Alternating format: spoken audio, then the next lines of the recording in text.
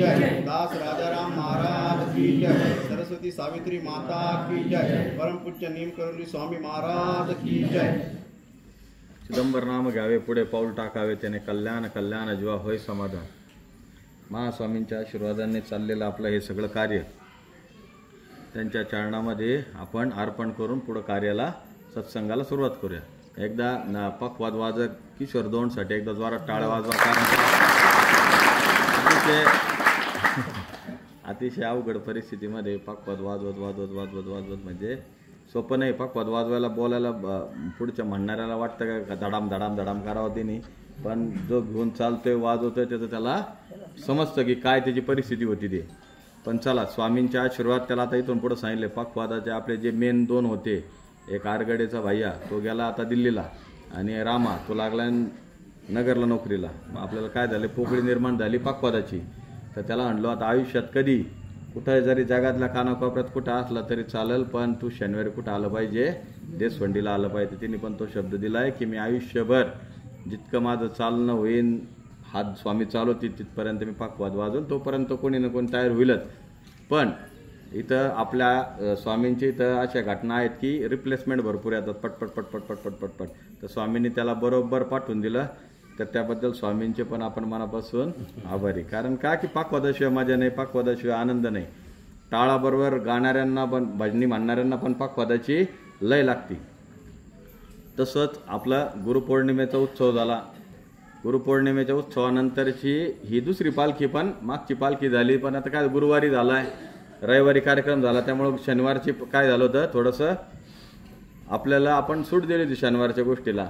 मग आता शनिवारची गोष्ट जी गुरुपौर्णिमा उत्सव आणि याच्या पुढचा उत्सव, उत्सवाला कमी नाही ना। कारण तुम्ही मुद्दा असा आहे की स्वामी म्हणतात तुम्ही फार उत्साही आहे, त्याच्यामुळं मला काय करावं लागतं, सारखं उत्सव घ्यावे लागतात। कारण उत्साही लोक जर असले तरच उत्सव तयार होतात, नाही तर उत्साह नसला तिथं उत्सव होऊ शकतात का?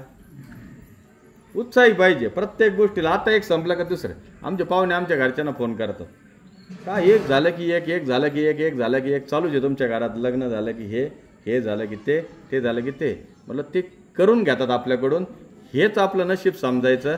आपल्या आयुष्यामध्ये चिदंबर आपल्याकडून काहीतरी करून घेतोय, हे काहीतरी आपण मागच्या जन्मी केलेल्या आपल्या आई वडिलांची पुण्य आहे, म्हणून आपण त्यांच्या घराण्यात जन्मलो, त्यांच्या दारात आपल्याला येता आलं।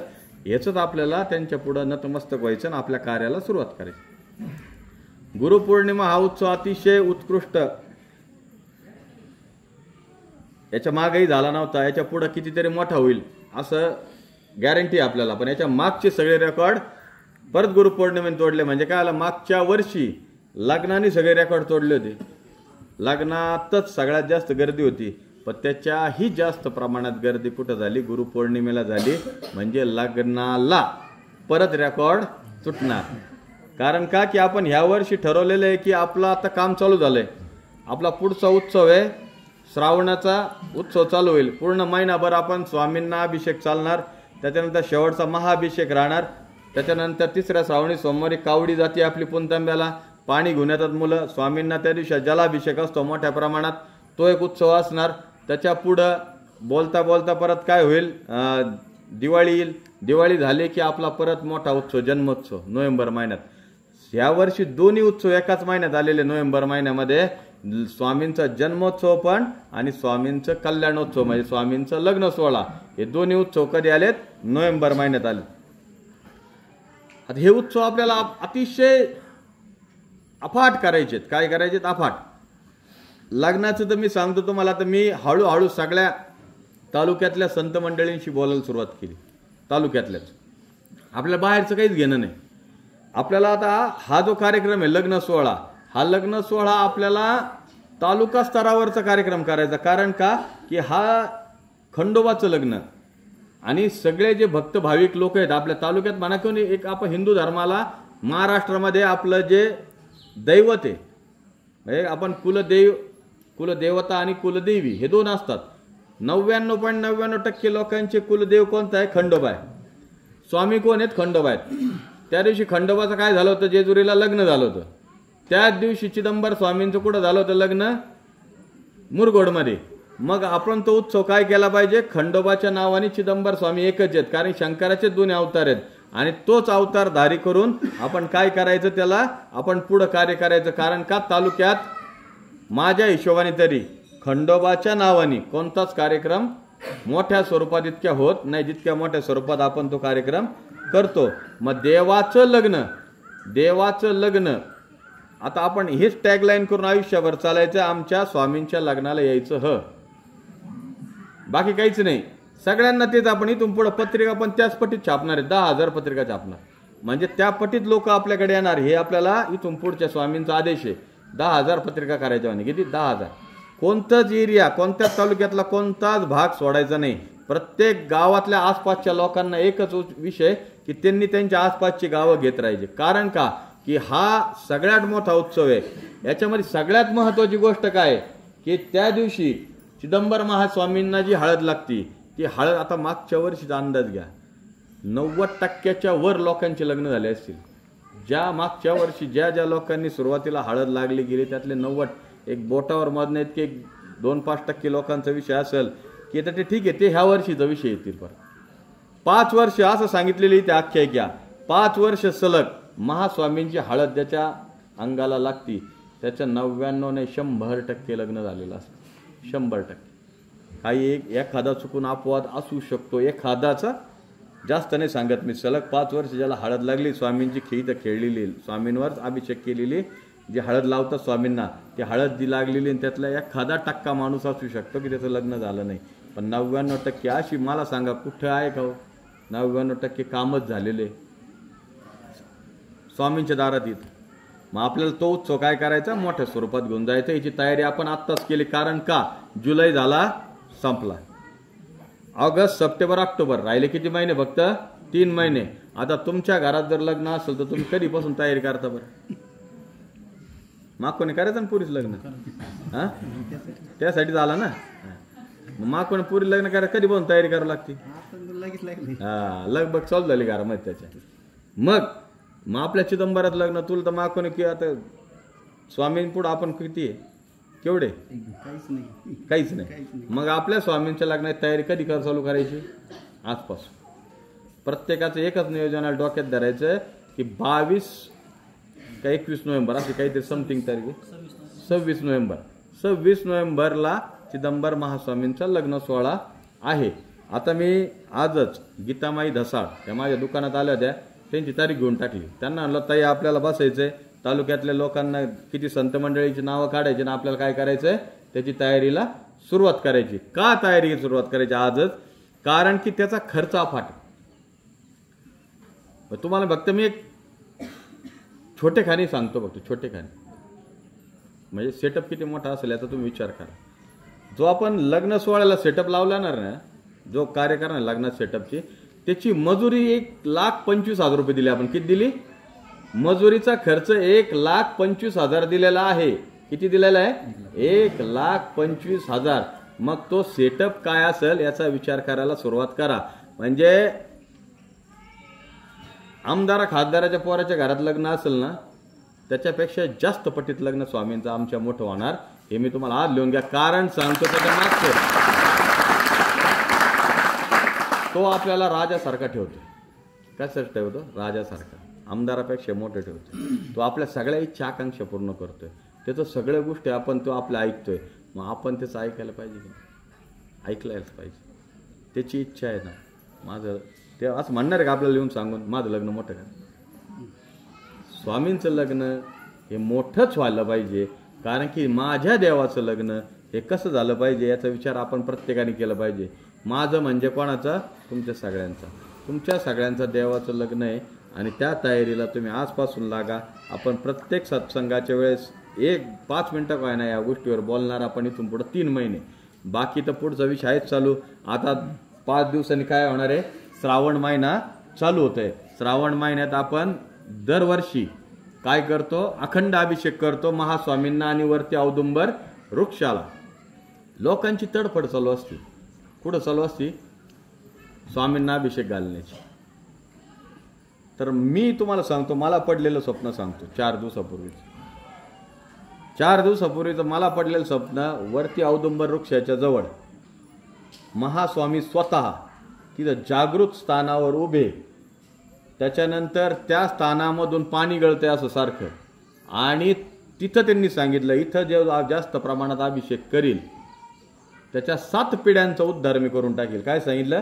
त्याच्या 7 पिढ्यांचा उद्धार करेल. म्हणजे विचार करा, इथं ते स्वतः उभे आहेत, पण खरं तुम्हाला मी मागं पण समजून सांगितलं, तुम्ही किती प्रदक्षिणा मारा, तुमची प्रदक्षिणाचा शेवट जे वरती औदुंबर वृक्षाला तुम्ही दर्शन केलं नाही तर तुमच्या इथल्या दर्शनाचं तुम्हाला कुठेही लाभ मिळत नाही. त्यामुळे प्रत्येकाने एक लक्षात ठेवा, वरचा औदुंबर वृक्ष इथं पहिले तिथं स्वामींच्या पादुका स्थापन झालेल्या आहेत, मंदिर नंतर झालेले, पहिल्या पादुका तिथं स्थापन झाल्या, तिथं सेवा झाली, तिथं शिवलिंग स्थापन झालंय, तिथं स्वामींनी दृष्टांत दिलाय की मंदिर इथं बांध, तिथं सेवा केल्यामुळे इथं मंदिर झालंय. त्याच्यामुळे एक लक्षात ठेवा, महास्वामी जसे इथं उभेत तिथं पण उभेत. कारण की तिथं पहिली सुरुवात आहे.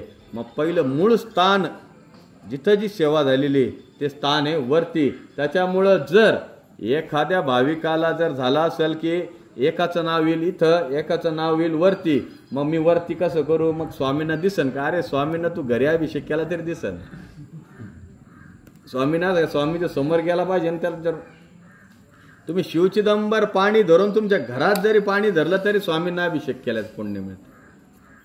त्याच्यामुळे एक लक्षात धरा, जास्तीत जास्त परिवारातल्या लोकांनी अभिषेक करा. कारण का?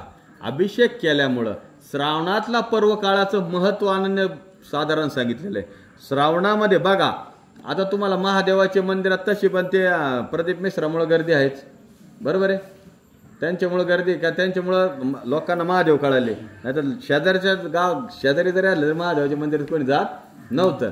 मग प्रदीप मिश्रांमुळे ते कळाले. त्याच्यानंतर आता श्रावण आलाय, आमच्यासारखे लोक पण सांगणार त्यावेळेस की महादेवाचे असं करा, तसं करा, तसं करा, तसं करा. मग त्याच्यात काय होतं, गर्दी वाढती. मग मी तुम्हाला एक सांगतो, पर्व काळ आहे अफाट, त्याच्या दिवशी कोणताही दिवस असं काही नाही, सोमवारचाच दिवस श्रावणामध्ये महत्वाचा नाही. ते सगळे दिवस जे 30 दिवस 31 दिवस श्रावण आहे ना, तो प्रत्येक दिवस महादेवाचा आहे. 365 दिवस महादेवांचे आहेत. आणि तुम्हाला फक्त ते 30 दिवसाचा अवधी सांगितलेला आहे. 30 दिवसाच्या अवधीमध्ये प्रत्येकाने इथे एक तर महास्वामींना नाही तर वरती औदुंबर वृक्षाला अभिषेकाला अच्युत निवास करण्याचं सागर तनपुरेकडे नाव द्या. त्याच्यानंतर एकदा अभिषेक केला, त्याच्यानंतर महिन्याचा शेवट ज्यावेळेस येईल त्यावेळेस परत महाअभिषेक होतो. तुमचा सगळ्यांचा मिळून फार मोठा अभिषेक महास्वामींना केला जातो. मग तो महाअभिषेक केल्यानंतर तुम्हाला स्वतःला महादेवाच्या चरणी लीन व्हायचं पुण्य मिळतं. म्हणजे काय, महादेव स्वतः साक्षात तुम्हाला प्रसन्न होऊन तुमच्यावर कृपा प्राप्तता करून टाकतात. का? की तुम्ही एकदा अभिषेक करताय, तुम्हाला 30 दिवसाचं पुण्य देतात. किती? 30 दिवसाचं पुण्य देतात. मग काय अवघड आहे का करायला? काहीच नाही, एकदाच करायचा अभिषेक आणि शेवटच्या दिवशी यायचंय, फक्त येऊन बसायचंय. कारण पहिल्या दिवशी दिलेल्या अभिषेकाची जी दान दक्षिणा असेल ती शेवटच्या दिवसापर्यंत आपण नाही करत, त्याच्यानंतर शेवटच्या दिवसापर्यंत तीच गोष्ट करतो. तेव्हा प्रत्येकाने एक लक्षात, श्रावण मास हा एकदम सुंदर आणि पर्व मास सांगितलेला आहे. मग त्यावेळेस काय पाहिजे, महादेवांना जे प्रिय आहे, काय प्रिय महादेवांना? पाणी, जलधारा सगळ्यात प्रिय. महादेव म्हणतात मला बाकी काही नको. अखंड पाण्याचं जलाची धार जर महादेवांना, ती जागा काय होती, पवित्र. ते शिवलिंग जे काय असतंय ते डायरेक्ट काय होते, पवित्र असतं. त्याच्यातून सगळ्या लहरी तयार होतात. त्या लहरी आपण दर्शन केलं की ऑटोमॅटिक आपल्या शरीरात येतात आणि आपल्या शरीरात पॉझिटिव्हिटी निर्माण करतात. हे करायला पाहिजे, आपण करायला पाहिजे. गुरु प्रत्येक वेळेस सांगतात, पण प्रत्येकाचं एक काम आहे की आपल्याला ते करायचंच आहे. म्हणजे मी तुम्हाला सांगितलं पाहिजे, नाव घेऊन मी कोणाचं घेणार नाही. ज्याच्या नशिबात असेल त्याचं नशीब असेल तिने स्वतःहून करायचंय.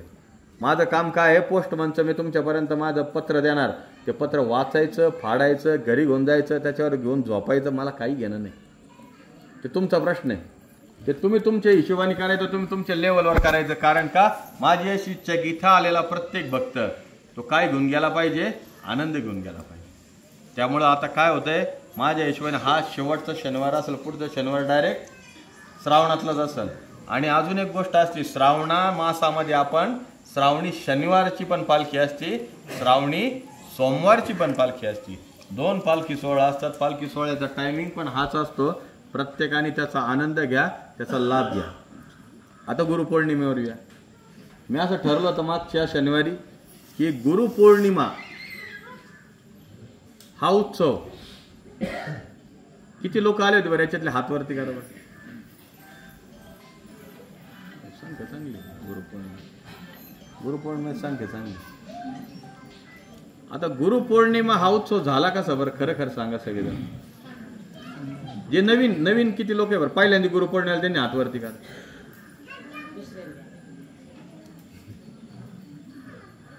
यांच्यापैकी कोणीतरी 2 मिनिटं येऊन पुढे सांगू शकताल का असे 2-3 जण की गुरुपौर्णिमा उत्सव तुम्ही याच्या अगोदर केला असेल नसेल केला पण ह्या वर्षीचा गुरुपौर्णिमा उत्सव कसा झाला. कोणी बोलू शकतं का? बोलू शकता का? इकडे काय खैरे बोलू शकतात?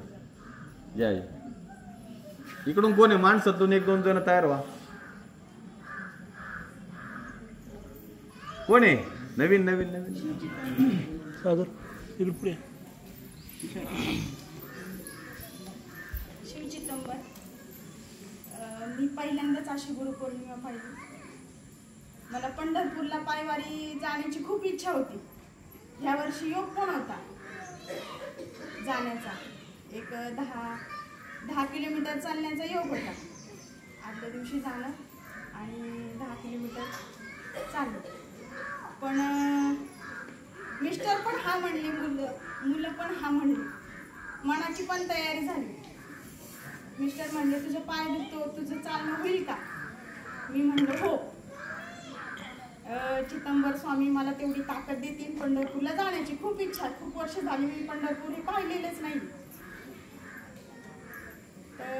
काही वेळ म्हणजे किती वारी माझ्याच्याने झाली नाहीच म्हणजे झाली. सगळं हो म्हणून सुद्धा झालेलं नाही. मग गुरुपौर्णिमा आली आणि कळालं बाय चान्स की गुरुपौर्णिमाला सुद्धा दिंडी आहे. कुठं? देसवंडी येते स्वामींची. मी ह्यांना म्हणलं मी जाणार. ते म्हणले अरे एवढं नाही चालणं होणार. मी म्हटलं तरी पण मी जाणार. थोडी काय ना मी करणार. पण स्वामींची इच्छा की माझी तेवढी थोडी काय ना झाली. माझं चालणं झालं. मला तो सोहळा जो एकादशीला मी पाहायला नाही मिळाला. मला की प्रॉब्लेम होता त्याच्यामुळे मला येता नाही आलं त्या एकादशीचा इथला सोहळा पाहण्याचा. पण मी गुरुपौर्णिमेला जो सोहळा पाहिला, इच्छा जी होती पंढरपूर पाहण्याची ते पंढरपूर मला इथं पाहायला असे शब्द मी कधीही कुठं बोललेले नाही. हे शब्द मी पहिल्यांदाच इथं बोलते. आणि एवढ्या म्हणजे नाही का सगळ्यांसमोर बोलते. एवढी अशी बोलण्याची माझी ही नाही. आणि स्वामींचं वर्णन करताना मी सांगते की साक्षात पंढरपूर विठ्ठल इथं म्हणजे प्रत्यक्षात बसले.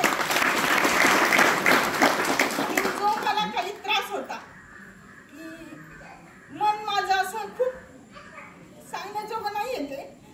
पण इथं मी आले 2च महिने झाले. इथं येते मी स्वामींना काहीच नाही मागत. फक्त एवढंच की मला मुलगा खूप त्रास द्यायचा. त्याचा अनुभव आला एक प्रकारे मला स्वामींचा की तो खूप शांत झाला. म्हणजे खूप त्याची म्हणजे वाटत सुद्धा नव्हता की तो इतका म्हणजे आई वडिलांना हे करत. तो इतका शांत झाला फक्त स्वामींमुळे. मला मार्गदर्शन करणारे आपले काय नाही आपलं कोण नाही. आपलं चिदंबर आहे. रडायचं नाही. आनंद आहे आनंद. रडायचं नाही. पंढरपूरच इथं पाहिलं म्हणजे मी आज गुरुपौर्णिमेला. आणि कधीही मी गुरुपौर्णिमा साजरी नाही केलेली. म्हणजे कधीच म्हणजे असं त्या सोहळा कधीही कुठेही पाहिला नाही, ऐकला नाही. युट्यूबला भरपूर पाहिला. पण तो वेगळा आणि हा अद्भुतच वेगळा. म्हणजे इथं मला त्या दिवशी म्हणजे असं वाटत स्वामी मला समोर दिसत होते की नाही का असं माझ्या डोळ्यातून पाणी त्या दिवशी सुचत नव्हतं मला की कुठं मी काय करू. गुरूंना बघू की एका स्वामींना बघू. कुठं स्वामींकडे पाहिलं की मला ते गुरु दिसायचे. गुरूंकडे पाहिलं का मला स्वामी दिसायचे. मी म्हणलं पंढरपूर नाथा विठ्ठला मला साक्षात तुमचं दर्शन झालं. एवढंच मी बोलते नाही का शिवचित्र. खास आहे भक्ताची भक्ती हृदयातून ज्यावेळेस बाहेर पडायला लागते त्यावेळेस ह्या सगळ्या गोष्टी घडायला सुरुवात होतात. तर बघा तुमचे काम होणारे हे तर त्रिवार सत्य. याला कोणी चॅलेंजच करू नका. इथे येऊन जो कोणी मूर्ख असेल तो म्हणू शकतो की स्वामींच्या दारात गेल्यानंतर काम नाही होणार. त्याची बुद्धी भरमिष्ठ असेल, त्याच्या सगळ्या गोष्टी भरमिष्ठ झालेल्या असतील म्हणून तो म्हणत असेल. आता माझ्या नजरेतला किस्सा सांगतो तुम्हाला.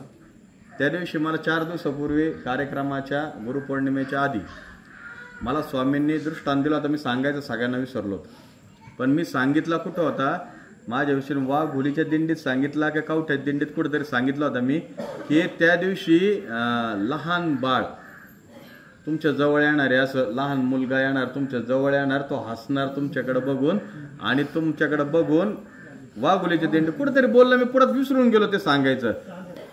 चांद्यात बोललो होतो आणि तो येणार आणि तुमच्याशी बोलणार. प्रत्येकाला एक जवळ येईल, तुमच्या लक्षात सुद्धा येणार नाही हे कोणाचं आहे. पण कुणी हिडीस पिडीस करू नका असं मी फक्त वाघोलीच्या मुलांना सांगितलं, बाकी कोणाला सांगितलं नाही. आणि अजून एक माझी भक्त आहे पूजा शेव पाहिलं.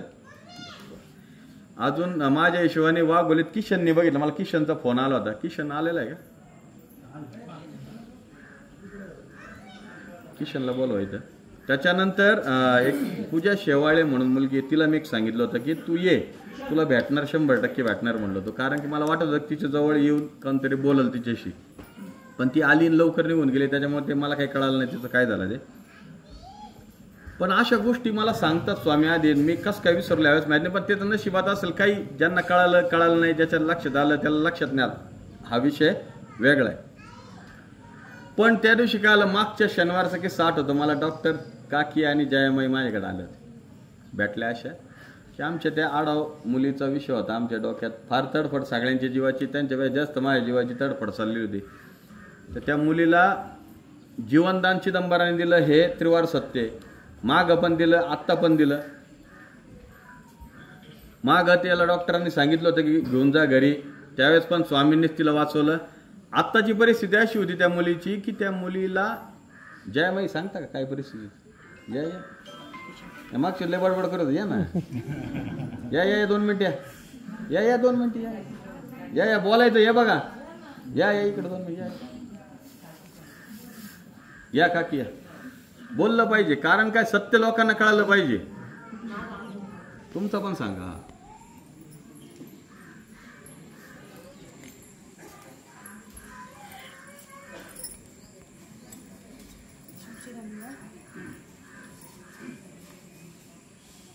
माझ्या बहिणीची मुलगी खूपच सिरियस होती,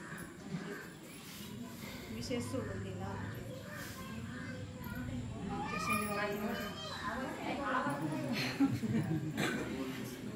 मागच्या शनिवारी भाऊंशी बोलले.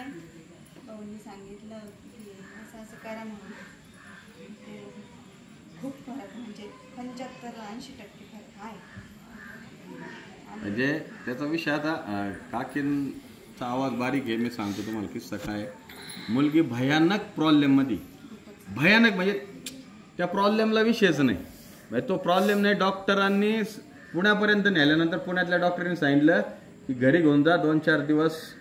जशी 4 दिवस सांगितले त्यांनी तर सांगितले त्याने. आता नेताना सुद्धा तुम्हाला घरी ती नीट जाईल याचा भरोसा नाही. पाहुण्यांना बोलवून घ्या, सगळा विषय क्लिअर करून टाका म्हणे, आता विषय राहणार नाही. पण मी ह्या दोघींची तडफड सारखी, गुरु असं ते तसं, त्यांची भक्ती फार आहे. म्हणलं भक्ती आहे, पण ती वाचल तर त्या भक्तीवरच वाचल, नाही तर वाचणार नाही. कारण का की भक्तीच वाचवती, बाकी कोणी वाचत नाही. त्या म्हणले काही पण करा, कसं करा. म्हणलं माझ्याकडे आता अस्त्र संपले माझी.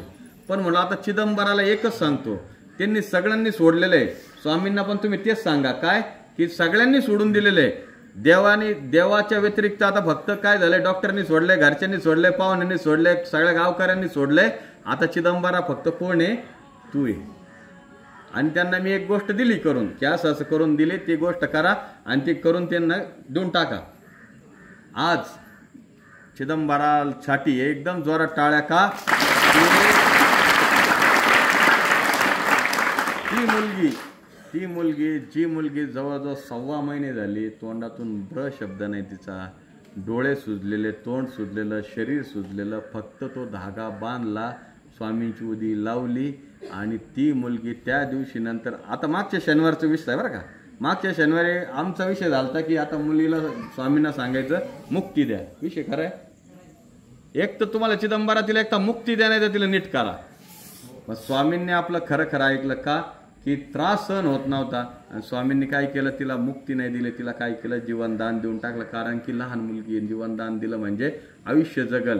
आता ती किती जगल हे चिदंबराला माहिती. आपण सांगणे इतके आपण इतके मोठे नाही, पण त्या आज इतके आनंदी होत्या. मी पहिल्यांदा बऱ्याच दिवसानंतर त्या हसलेल्या पाहिल्या. त्या म्हणे हा चमत्कारच आहे म्हणे, हा दुसरं काहीच नाही. मला सांगत होत्या त्या की फक्त चिदंबरच हे करू शकतो, कारण की सगळीकडे जाऊन आलेलो आहे म्हणे आम्ही, सगळ्यांनी हात वरती केले होते.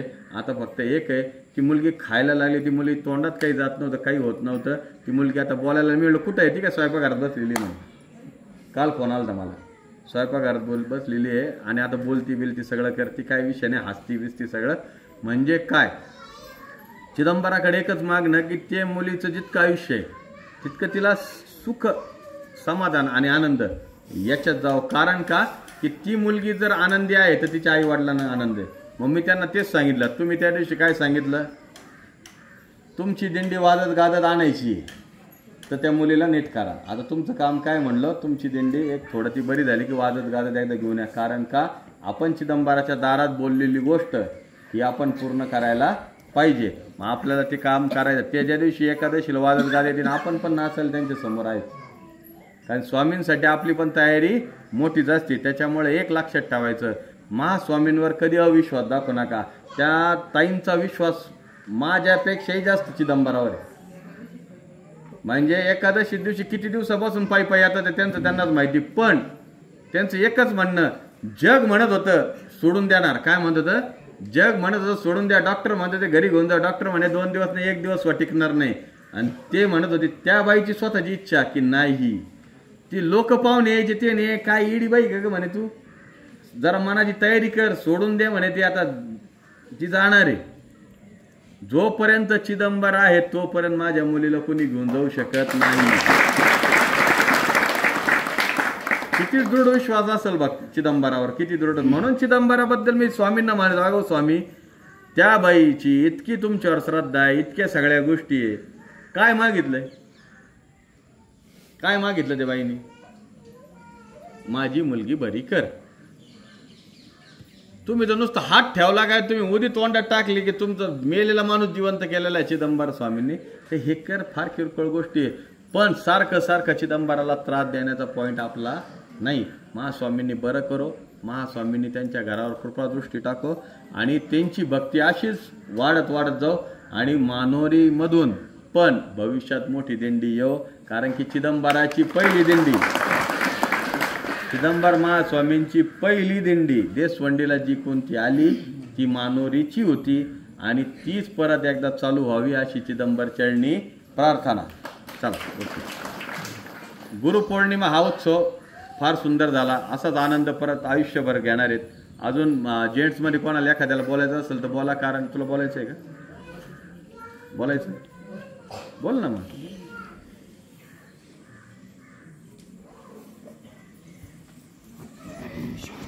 मोठे शिवचिदंबर मला झाले 3 आठवडे तिथं. शिवचिदंबरचं पहिलं मी काहीच करीत नव्हतं, बघ जी कोणतीच नव्हती इथं.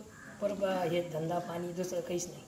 पण इथं शिवचिदंबर ज्याला आल्यापासून मला कोणतंच कमी नाही पडलं. देवाने इतकं दिलं भरभरून. आणि त्या दिवशी दिंडीला मी कोणत्याही देवाला गेलो नाही आत्तापर्यंत, पण त्या दिवशी दिंडीसाठी इथं आलो. आणि त्या दिवशी उत्सव पाहिला ना, 1 नंबर वाटला. आणि आजोपर्यंत आता मी पहिलं हे करत होतं, पण मला माळ बी घालायची आम्हाला सगळ्या घरांना. आमचं सगळं चांगलं झालं, काहीच कमी नाही पडत चिदंबर स्वामीची करायला लागल्यापासून. फक्त 3च आठवडे झाले यायला लागले.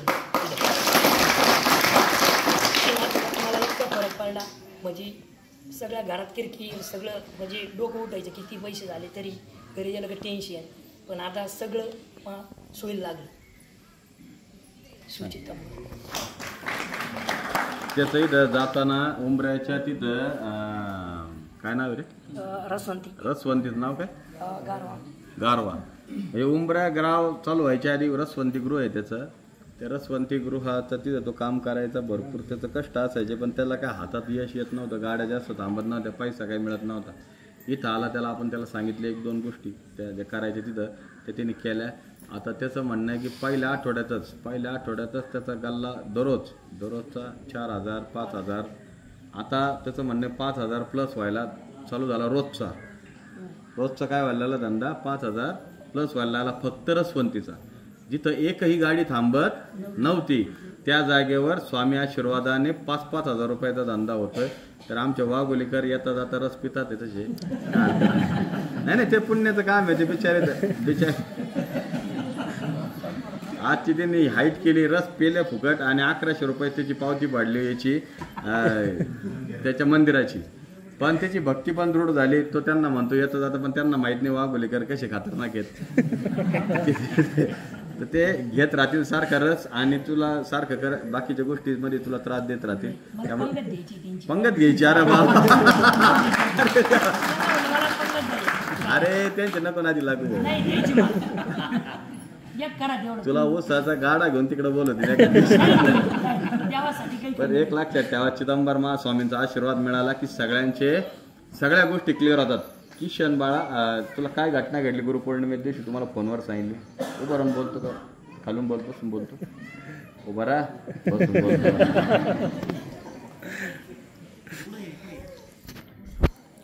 गुरुपौर्णिमेच्या दिवशी सगळा कार्यक्रम झाल्यानंतर संध्याकाळी 7:30-8चा टायमिंग असेल.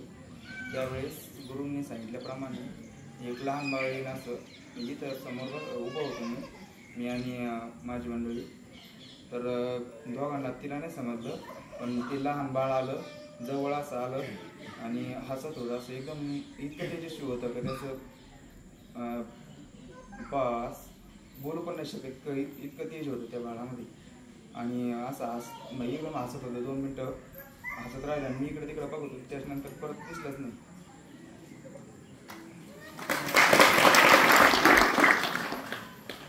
का पुढची शनिवारी घ्या जयमाई तर पुढची शनिवारी, कारण उशीर झाला. बर तुमचा भाऊ आलाय का? पण पुढे येतो मग पुढे नाही. मग एखाद त्याला वाटलं पंकज तो घरी झोपून आणि इथं पंकज चालू पुढं असं खाली बसून. नाही इथं बसून म्हणा, बसून बोला. ते बाबा आहे ना अशी पांढरे कपडे घातलेले होते त्यांनी आणि उंच होते, डोक्यावर थोडंसं गवत होतं. त्याला वाटलं बाबाकडे जावं. बाबाकडे गेला तर बाबा दुसऱ्या तुरीच्या पाट्यात घुसले. तो बाबाच्या दुसऱ्या तुरीच्या पाट्यात घुसला तर बाबा तिथं गायब झाले. पाऊस येत होता, चिखल होता. मग त्याला वाटलं बाबा गायब झाले. बाबाची पाऊल तरी बघा होतं, बाबाची पाऊल पण नव्हती. त्याची पाऊल इतकली गेलेली होती. स्वामी असतात, स्वामी बरोबर काम करतात. भाऊ कुठे? दुसरा अनुभव बाळाचे ठोके 7.5 महिन्यात बंद पडले होते. तुम्ही मला फोन केला त्यावेळेस. हा, तर तुम्ही सांगितलं बाळाला काहीच होणार नाही. तर दवाखान्यात आले ते तर बाळाचे ठोके वाढलेले. ठोके वाढलेला बाळ कुठे? भाऊ कुठे तो? हा नाही बोलू नको, उभा राहा फक्त. ये इकडे समोर. त्याच्या बैलाला पण वीज बाधा झाली. डॉक्टर म्हणले बैलाच काही खरं नाही, पण चिदंबर वाटच्या मंत्र घेतलं बैल पण बरं नाही. चिदंबर महास्वामींच्या आख्यायिकेतात पण ह्या गोष्टी आहेत. प्लस आपल्या इथं सगळ्यात मोठा कार्यक्रम होता. आपले गुरुवार ज्या तिथून निघून गेले होते त्याचा आपण सगळ्यात मोठा कार्यक्रम इथं केला होता. त्यावेळेस शाळेच्या बाहेर तार तुटून पडलेली होती. आपल्या कॉर्नरमध्ये ना, आपल्या कॉर्नरच्या तिथं अशी वरतून तार तुटून पडलेली होती. आणि आपल्याकडं 7 दिवसाचा कार्यक्रम चालू होता जगन्नाथ महाराज पाटलांचा. आपण त्याच्यावरून आम्ही सगळे 100 वेळा गेलो रात्रीतून. पण रात्रीतून लाईट गेली होती म्हणून त्याच्यावर आम्ही गेलो. आणि दुसऱ्या दिवशी शाळा होती. त्याच्यानंतर सकाळी लाईट आली आणि जे आपले ऊस वाहणारे काय बैलतोडी काय ऊसतोडीवाले लोकांची गाडी चालली आणि ती गाडीतला बैल त्याला चिटकून तिथं मेला. बरोबर आहे, तिथं गेला. म्हणजे महास्वामींनी आपल्या लोकांवरचं सगळं विघ्न काय केलं, नंदीने स्वतःच्या अंगावर घेतलं. मग हेच असतं की चिदंबर स्वामी आपला करता करिता असेल, तुमच्यावर आलेलं सगळं विघ्न ते स्वतःवर घेतात. त्यामुळं महास्वामींवर किती विघ्न द्यायचं हे लक्षात ठेवा. हां काय मागच्या वर्षी आमच्या शेतात पण झालं होतं, तुरी होते आणि मी ना अभिषेक एडा करायला गेलो तेव्हा ना, तर माझ्या पाठीत चमक निघाली. चेअरमन कुठे गेले? ओरडली. चेअरमन नव्हती त्या दिवशी, नाही का? गणेश होते ते आलेले. नाही चेअरमनकडे इतक्या गोष्टी घडल्या. चेअरमन 2 गुलाबजाम मध्ये भागवले, याच मला वाईट वाटलं. तो बैल चिटाकला आणि खाली पडला. अभिषेक मग माझ्याकडे पळत आला ना, बैलाने मारबीन टाकली, डोळे गारे केले. गणेशनी वडला ती बैल, पण त्यांच्या पण हातात झटका बसला. पण माझा चिदंबर वादचा मंत्र चालू होता ना, त्या बैलाला साईडला फेकलं ना, बैल उठून उभा राहिला. बोला चिदंबर स्वामी महाराज की जय.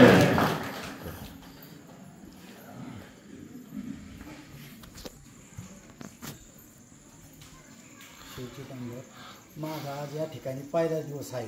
मी पण त्यांना पहिल्यांदा पाहिलं. मी म्हटलं कोण आहे मला मी अक्षरशः खोटं नाही सांगत. मी म्हटलं यांना तर मी पहिल्यांदा बघितलंय, यांना कायचा अनुभव आहे काय माहिती. आता माझा अनुभव असा आहे, हे इथलं मंदिर किंवा देशवंडी हे नाव काही मी ऐकलेलं नव्हतं. आता ज्या बोलल्या आमच्या मिवणीबाई यांनी आमच्या बायकोला फोनवर सांगितलं, माझा मुलगा डॉक्टर आहे, 2 वर्षापासून स्थळ येत होती, कमीत कमी 150 बायोडाटे आली. नावात जमलं तर त्याला मुलगी पसंत पडत नसेल, मुलगी पसंत पडली तर नावात जमत नसेल. आम्ही कंटाळलो. त्या बहिणीचा कसा फोन झाला मला माहीत नाही. आणि ती म्हणली बाई तू चल.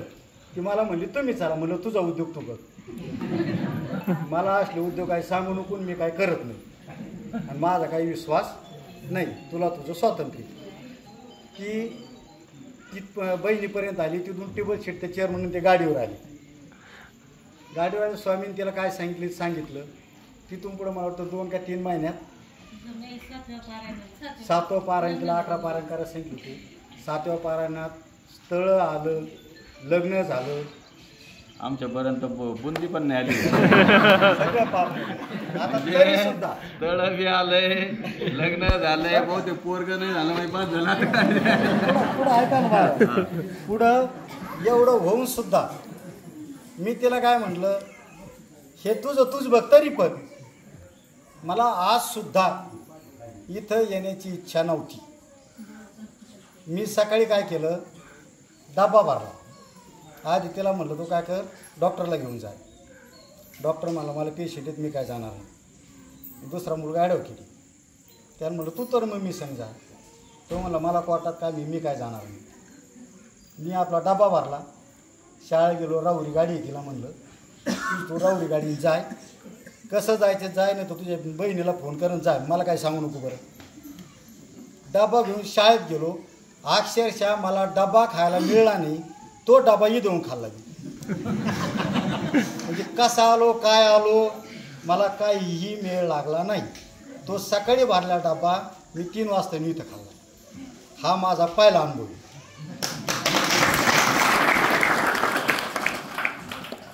आता तरी चिदंबरावर थोडा 4 आणि विश्वास आहे. कारण सांग, एक लक्षात ठेवा, माणसाने किती शिकलेला असो, सवरलेला असो, काही असो, तुम्हाला एक गोष्ट सांगतो की शेवटी तुम्हाला कुठे यावं लागणार आहे, इथंच यावं लागणार आहे. म्हणजे मी इथला मोठेपणा सांगत नाही, पण तुम्हाला भविष्य सांगतो. मी तुम्हाला प्रत्येक गाव, प्रत्येक स्थान, प्रत्येक एरिया, गल्ली ना गल्ली तुम्हाला इथंच दिसणार. जास्त दिवस नाही, 10 वर्ष. माझे मामा आले, त्यांना पण लय अनुभव आले. 1 महिनाच झालाय. तुम्ही नाही गुलाबजामवर लय लवकर भागवलेलं आहे तुमचं. त्यामुळे ते एक लक्षात ठेवा, चिदंबर नामस्मरणात गुंता, चिदंबर पारायणात गुंता, चिदंबरा व्यतिरिक्त आयुष्यात काही नाही. आता एक सगळ्यात मध्ये याला इथं बोलवले ना आपण, याला इथं काय पुढ 2 मिनिट. म्हणजे जिने आज पंगत दिली ती हे व्यक्तिमत्व आहे. यांना मूलबाळाचा विषय होता, यांना मूलबाळ झालं. महास्वामींच्या आशीर्वादाने सगळ्या घटना घडल्या, स्वामींच्या आशीर्वादाने सगळ्या गोष्टी पूर्ण झाल्या. तिने पण भक्ती तशी केली. भक्ती मार्गामध्ये भक्ती केल्यानंतर तुम्ही मागितलेली प्रत्येक गोष्ट स्वामी देतात आणि तिचं ते फळ म्हणून तिने नवस पूर्ण करायसाठी त्याचं पूर्ण श्रेय तुला या माणसाला द्यावं लागेल. यांची आज पंगत होती, यांची पंगत होती, यांची पंगत अशी पुढे ढकलत ढकलत ढकलत ढकलत ढकलत चाललेली आहे. ती आता त्यांना आज मिळालेली होती. ती आज सुद्धा आम्ही त्यांच्याकडून हिसकावून घेतली. का तर दत्तू भाऊ तुम्ही आमचे घरचे, ते पोराची इच्छा. आज चेअरमनचे 4 फोन मला, यांचे 4 फोन मला. नाही तेवढं करूनच द्या, करून देतो म्हणलं. ते आरगडे सर ऐकायच्या मनस्थितीत नव्हते नाहीच. ते नाही ही प्रथाच पाडू नका म्हणे गुरु. आता तुम्ही काय झालं 3 महिने अजून बुकिंग आहे पुढं, म्हणजे ऑगस्ट पूर्ण बुक झालेला आहे आपला. त्याच्यानंतर पुढचं सप्टेंबरचे तारखा बुक व्हायला लागलं. म्हणजे काय की चिदंबराची इच्छा म्हणून त्याचं काम झालं. त्यांच्या त्याचं दत्तू भाऊसाठी टाळावाचा कारण काय त्यांनी दिलं म्हणून एक आज दिवस दिसला, त्याच्यामुळे हे कार्य घडलं आजचा दिवस. आणि आजची पालखी सुद्धा अप्रतिम झाली, सोहळा एकदम सुंदर झाला. त्याचं सगळं गायक वादक आणि येणारा श्रोता वर्ग आणि महत्वाचं किशोर धोंड याच्यामुळं कार्यक्रम सुंदर झाला. त्याच्यामुळे चिदंबर महास्वामींचा आशीर्वाद. तुला काही बोलायचं आहे दादा? नाही. आजची सत्कार मूर्ती ही आहे. यांच्यामुळं आजचा दिवस तुम्हाला असं गुलाबजाम खायला मिळणार आहे त्यांच्या मूल बाळामुळं. त्यामुळं महास्वामींचं नामस्मरण करा, पारायण करा, उत्सव करा. सगळ्यात महत्त्वाची अजून एक गोष्ट की वाघोली गाव, शेवगाव तालुक्यातल्या वाघोली गावात आपण चिदंबर महास्वामींचं मंदिर बांधतोय. त्या गावामध्ये मंदिराचं काम 80% पूर्ण झालं. किती झालंय? 80%.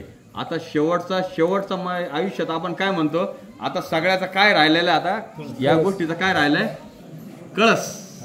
आता ह्या आनंदाचा काय झाला पाहिजे? कळस झाला पाहिजे. त्यांचा कळस बाकी. कळसाला आपल्याला, त्या कळसासाठी आपल्याला 2 लाख रुपये खर्च आहे. किती आहे? 2 लाख. मी असं कोणालाच म्हणणार नाही पटापटा 50,000 द्या, 25,000 द्या. आपल्याला ती गोष्ट करायची नाही. आपण दरवर्षीप्रमाणे एक 25 पानी पुस्तक आहे. किती आहे? 25 पानी पुस्तक. 100 रुपये पान. आपल्याकडे 25 पाहुणे असतात प्रत्येकाला, असतात करे. दोस्त किती असतील तुला? 100 रुपये मागले देतील का? असे ज्या लोकांचे दोस्त किंवा स्वतःची इच्छा आहे की मी 2,000 रुपये देऊ शकतो, 1,000 रुपये देऊ शकतो, 1,500 रुपये देऊ शकतो, त्यांची त्याचं नाही, तुझं नाही चाललं रे बाबा, मी सांगतोय. असं माझी इच्छा आहे की त्यांना जी गरज आहे, आपण 2 लाख रुपये तर आपल्याकडून नाही देऊ शकत, पण माझं असं मत आहे की आपल्या चिदंबर परिवार श्री क्षेत्र देशवंडीमधून त्यांना 1 लाख रुपये तरी दिले पाहिजे. किती दिले पाहिजे? 1 लाख रुपये. मग ते 1 लाख रुपये द्यायची कशी? आता साधारणतः इथं संख्या किती लोकांची आपली?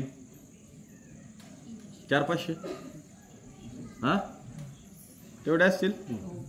आपल्याला एवढ्या लोकांची पण गरज नाही. आज माझं असं मत आहे, याच्यातून फक्त 100 लोकांनी पुस्तक घ्या. किती?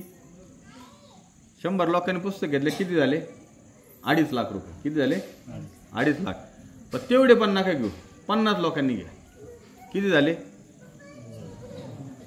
1.25 लाख रुपये. अवघड आहे काही?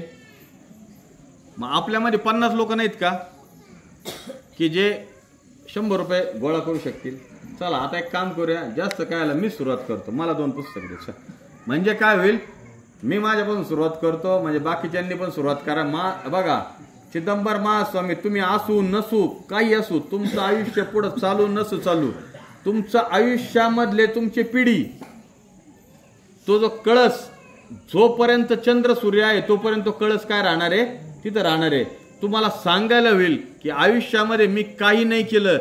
तिथं एक गाव होतं देशवंडी गावात, तिथं एक येडा बाबा होता, त्याचं ऐकत होते, त्याचं ऐकून काहीतरी 4 आणि 8 कल्याण झालंय. आणि कल्याण झाल्यानंतर मी एका मंदिर, बघा माझे गुरु सांगायचे, आयुष्यात तुम्ही जन्म घेतल्यानंतर एक मंदिर बांधा. काय म्हणायचे? एक मंदिर बांधा. पण आपल्याला मंदिर बांधणं शक्य का 15-20 लाख रुपये घालून? नाही. मग आपण त्या मंदिराची कळशाची वीट जर आपण खारुताईचा वाटा घेतला, राम सेतू बांधला गेला, लंकेत ज्यावेळेस रामाला जायचं होतं त्यावेळेस राम सेतू बांधला गेला. राम सेतू बांधायला रामाचं नाव जास्त निघतं का खारुताईचं नाव जास्त निघतं? मोठ्याने ऐका, मला काय ऐकू येत. आपण कोण व्हायचंय? ज्यावेळेस वाघोली गावामध्ये काहीतरी मोठं चिदंबर महास्वामींची आख्यायिका इथली तयार होईल, देशवंडीचं पुस्तक लिहिलं जाईल, त्या दिवशी चिदंबर महास्वामी श्री क्षेत्र वाघोलीचं मंदिराचा उल्लेख होणार, त्या उल्लेखामध्ये कळसाचा उल्लेख होणार, त्या कळसाच्या उल्लेखामध्ये ज्या ज्या लोकांनी भक्तांनी मदत केली त्यांचा उल्लेख होणारच. आणि तुम्हाला एक गोष्ट सांगतो, परत एकदा सांगा, आज नाही उद्या परवा आपण असू नाही तर नसू, पण श्री क्षेत्र देशवंडीवर एक मोठं पुस्तक लिहिलं जाणार आहे. आणि ते सुद्धा